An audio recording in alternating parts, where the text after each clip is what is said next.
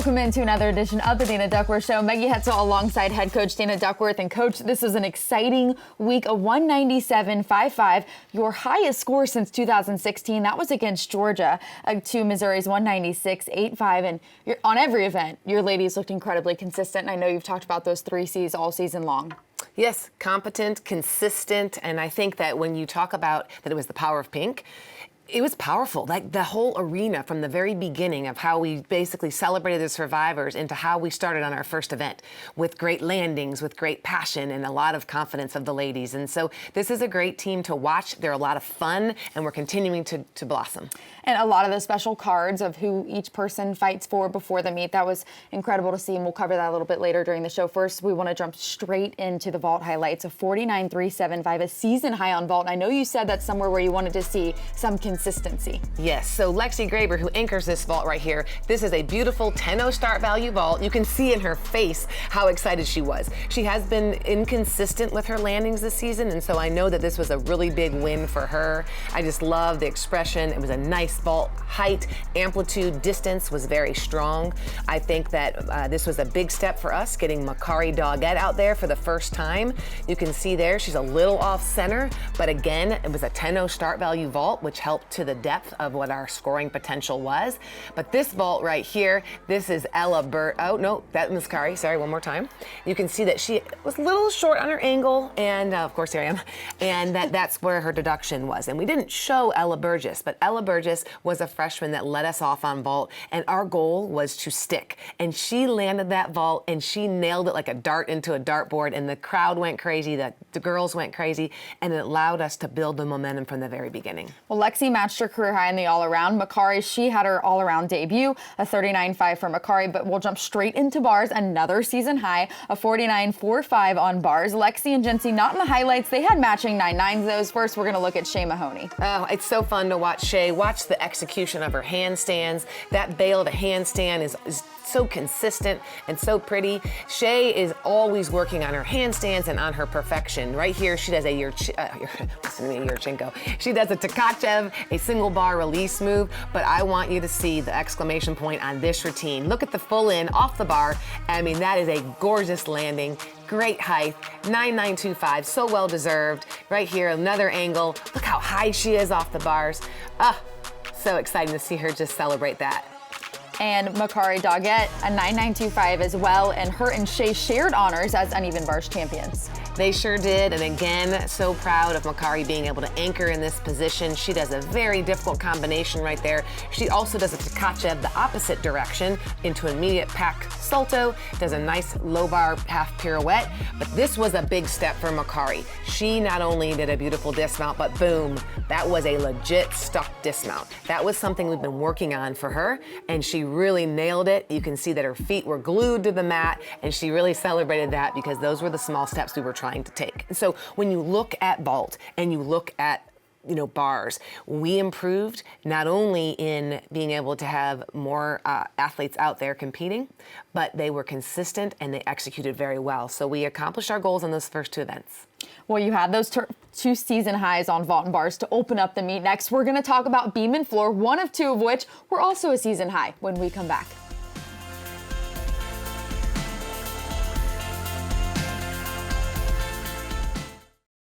The Dana Duckworth Show is brought to you by Alabama One.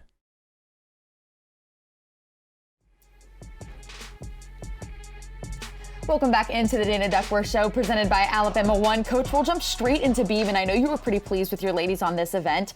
Luis and Lexi, we're going to take a look at those beam routines, but coming off of 2 season highs, what's the mindset going into beam? More consistency. I still know that we have so much more in the tank on balance beam, and so being that it's a sport, an event that I'm really passionate about, I want to see us continue to grow on that event. I feel like we can move more aggressively. I think we can lose some of our wobbles. I think we can do a better job. So although we are making strides and improvement, our final beam lineup isn't solidified yet, so I love that it's competitive and we're trying to compete for it every day. We'll jump straight into the highlights with Luisa Blanco. She had a 9.875. Luisa is just exquisite. I think there's no other word for this beam.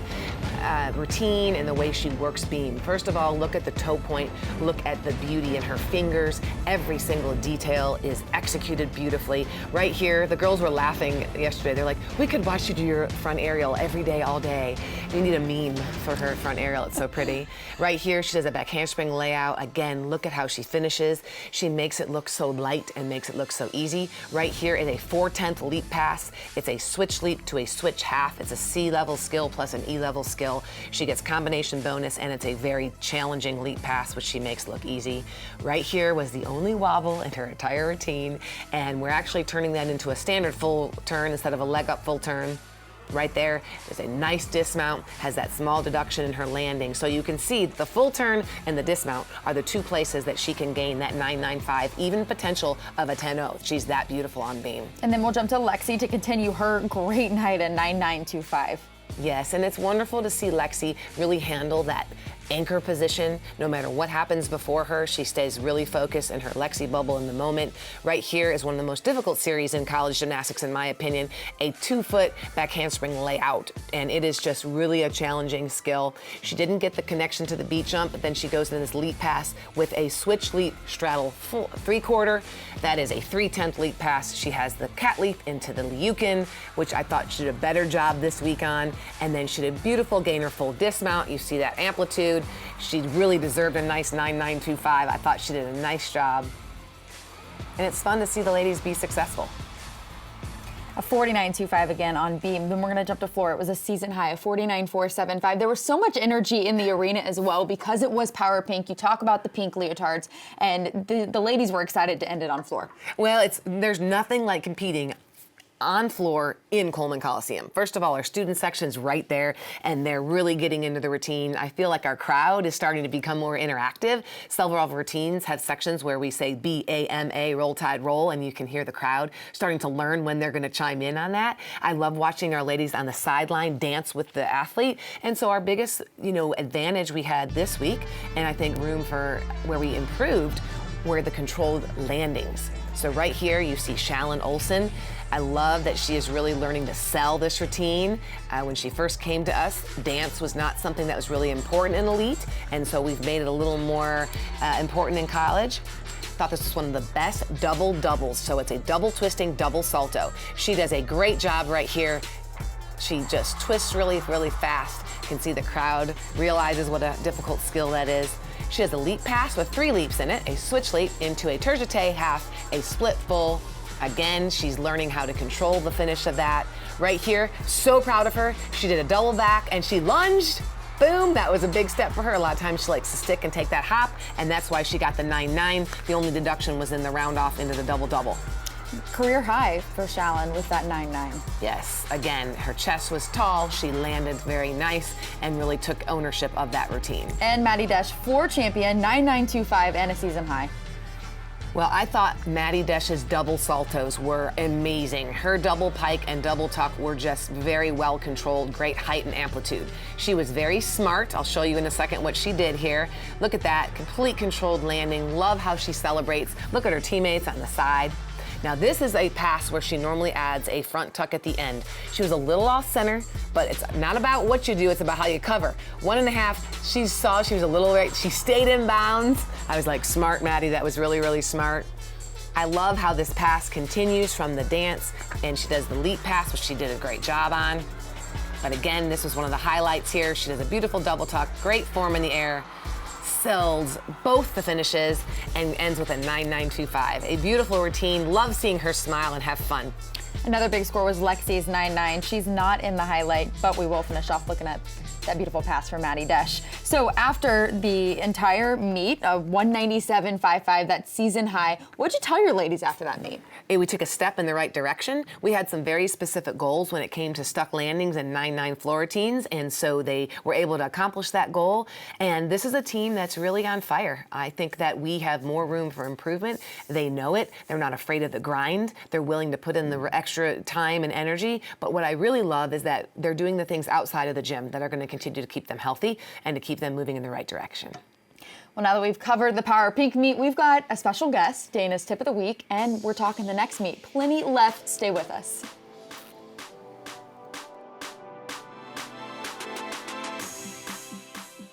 The Dana Duckworth Show is brought to you by Alabama One.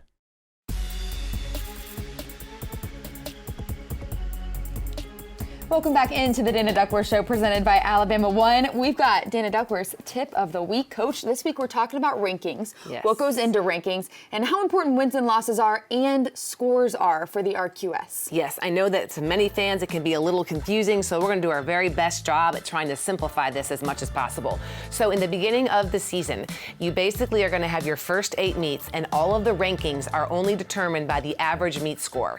And then we move to what's called the regional qualifying score, also known as the national qualifying score. They take the average of the team's top 6 meets, and they have to have a minimum of 3 away meets and 3 any other meets. And they basically eliminate the top score, and then they average those 5 together. And then basically that gives you a ranking, and the top 36 teams will qualify to 4 regional championships across the country. So what we're going to look at is how does the regular season SEC champ become champion? So basically the wins and losses are important. If you see right now, Florida is ranked number 1 as far as wins and losses, and then Kentucky 2, Alabama 3, LSU 4, and you can kind of see how it goes based on the win and loss record. So what that means is whoever is the outright champion with the most number of wins by the time we finish the SEC regular season, that is who's going to be determined as the regular season SEC champion. And then at the SEC championship, it's based on the team that wins. Now, the rankings are going to go that Alabama is actually second in the SEC right now behind Florida. Then you go to your average rankings across the country, and you can see here that it's based on Oklahoma being first, Florida, and then Alabama is 6th right now. Basically right now, they take the average of every team score we've had this season, and basically that's the average. So where it can get a little dicey for some people is we may have a great win, but have a score that's in the 196 range, where someone else may have a loss, but have a 197, and the rankings will get skewed. So the reality is this: winning is important, and we always want to get that W, but at the same time, the score and how well you perform is really what's determining the rankings at this time. Thank you, Coach. It can be confusing, so great explanation, and fans will be able to watch the scores a little bit differently now. Coming up next, we've got a special treat for you. We've got Shay Mahoney here in studio, our senior Smiley Shay. That's what we've nicknamed her a little bit over the years. So we'll get to chat with her coming up next.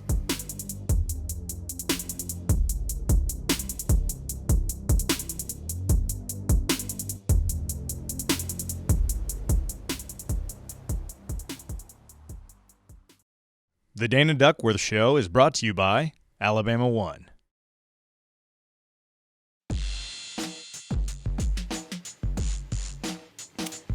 Welcome back into the Dana Duckworth Show presented by Alabama One.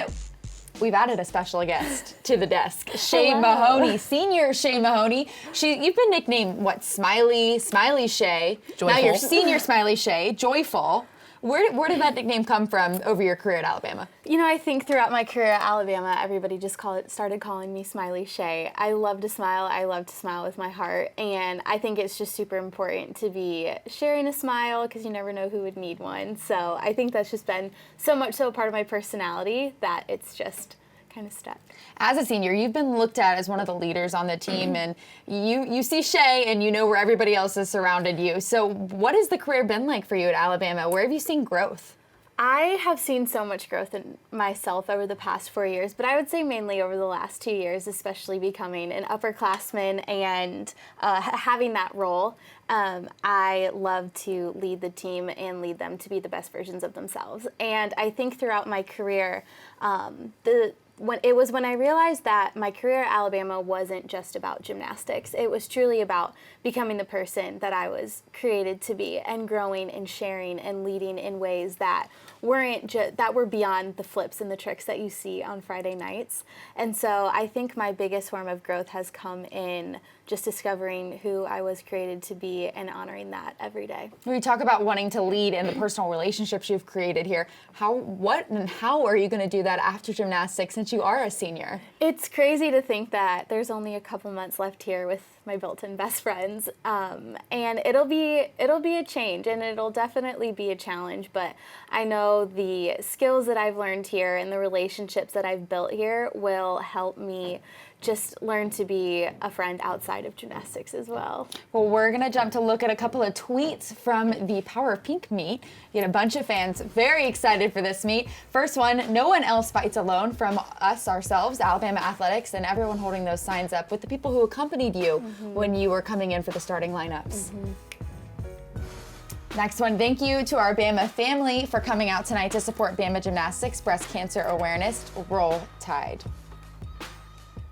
It's a pink night in Bama, and you love seeing those. I see so many little girls looking up to you guys. What does that mean? It means the world to us because we're doing it for them, because we were those little girls once too. So keeping all of that in perspective, it's really special. I think what this shows me is that this community came together to once again do something bigger than gymnastics. And it's just wonderful because Tuscaloosa is such a special place. It's not only a special place for athletics, but being one that's raising their family here in Tuscaloosa. There's nothing better than being on a college campus and being able to impact the lives of others by doing something well and above what we do in the gym. And so, you know, I'm going to brag a little bit about Shay for a moment, that Shay's personal development, she's a very faithful young lady, and I have seen her grow in her faith. I have seen her grow in her confidence. She knows that we are never going to, you know, apologize for striving for excellence and perfection, but when we don't hit it, it's okay. And I think that she'll take that into the next chapter of her life.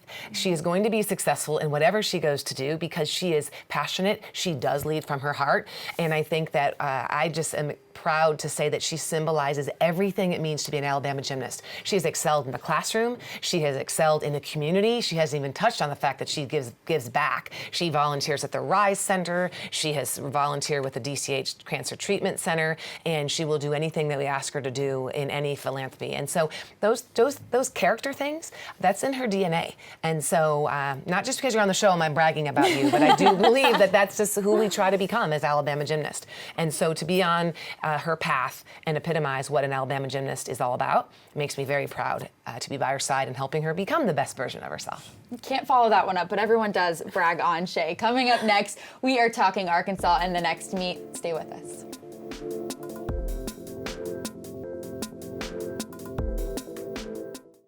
The Dana Duckworth Show is brought to you by Alabama One.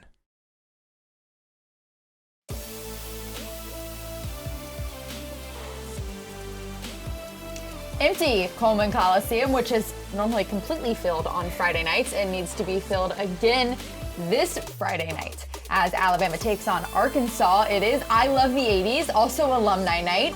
I'm going to find my scrunchies and my leg warmers. That's the 80s, right? Absolutely. Okay. Yeah. We don't know. We're really excited, though. It's I Love the 80s theme, so feel free to come dressed in your 80s or not. It's okay. But the biggest thing we need to point out is the lights go down at 5:45. It is an early meet. Now, I'm super excited because a lot of families, they have young children. This is the perfect meet to bring them to because you will be in there at about 5:30, lights out at 5:45. You're out the door by 7:30, and then you can go have your own Valentine's date. You can have date night, 8 That's p.m. right. Take the kids and then go on your own date night. Shay, talk about Arkansas going into that meet after an incredible meet against Missouri. It's going to be an awesome night. You know, it's alumni night, so we have all of our wonderful alumni here that have done this. They know exactly what we are doing. They've competed in Coleman Coliseum before. So having them there always adds excitement, and it's another SEC matchup coming off an SEC win and a great score last week. We're really excited to get back out there and just, you know, make those little improvements that we've been working on this week. And I know, Coach, you have to be excited to be at home again a second week in a row after those couple of weeks on the road. There is no doubt, and we say all the time, that our crowd is one of our biggest competitive advantages that we have. And so your energy that you bring, the excitement, standing out of those chairs and getting excited for our athletes, they thrive off of that, and they really can feed off that energy. So come and pack the house, Coleman Coliseum, Friday night. Be there early, and let's have some fun. Well, thank you, Shay, for being here. We loved having you. It was a blast. And Coach, thanks for coming too. Roll Tide. Since you have to. I'm just kidding. All right, we're gonna go straight to talk about Arkansas. Let's see a little bit of a hype trailer for these lovely gymnasts going into the Arkansas week.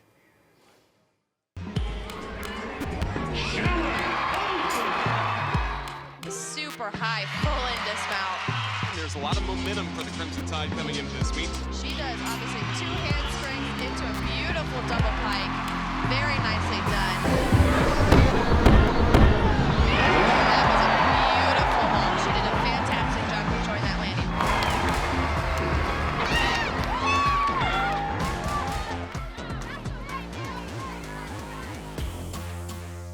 This has been a presentation from Learfield IMG College.